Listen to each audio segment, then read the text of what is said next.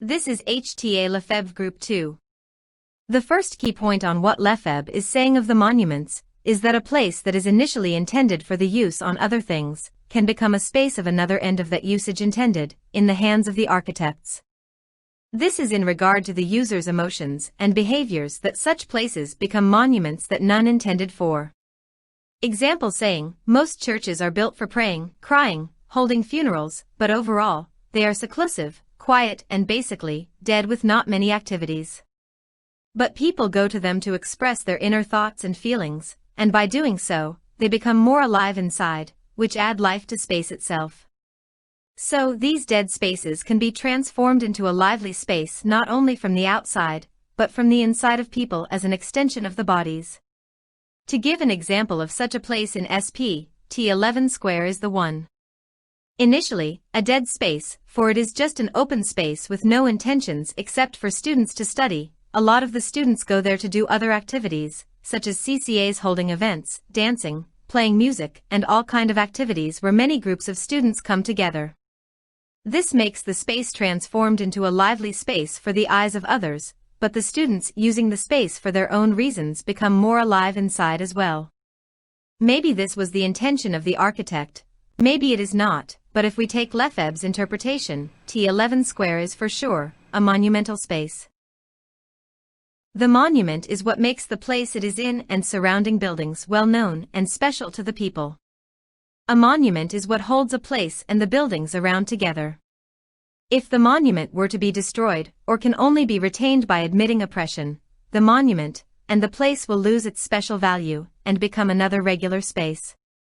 The buildings around the monument will start to lose their personality and go back to only their most original functions, losing what made them well known and special. One example is the T11 Square. The space is considered a monument because it is where people gather for various activities, and it is well known for that, CCA activities, open study areas, and gathering spots for camps. If one day, the school decides to ban all of these activities, or make it so that students must make an appointment before using the spaces, the T11 Square will lose what made it special in the first place, which is the freedom and liveliness of the students. T11 Square will just become another space students have to walk through to get from one place to another. The buildings around it will go back to their most original functions like classrooms and labs. What we interpreted here is that spaces are not represented by a picture or text. The picture will not let us experience the space and create emotions. Environments change our mindset, which alters our behaviors. The user have to walk through space physically to clearly feel what the architect is trying to express. Space will impact the user's emotions as they interact with it.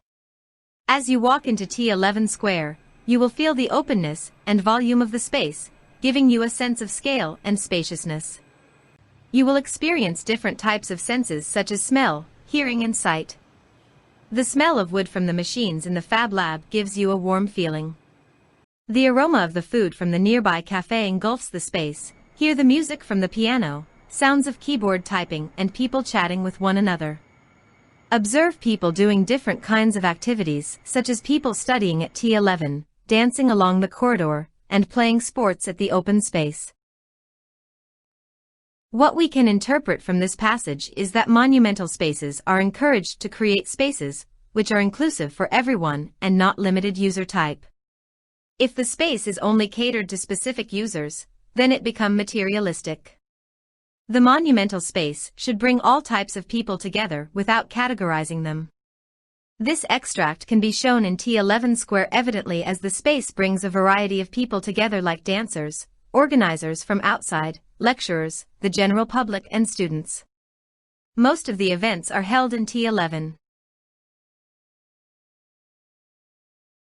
In this paragraph, what Lefebvre is emphasizing on is the importance of an architectural volumetric approach that is found almost always in most monuments.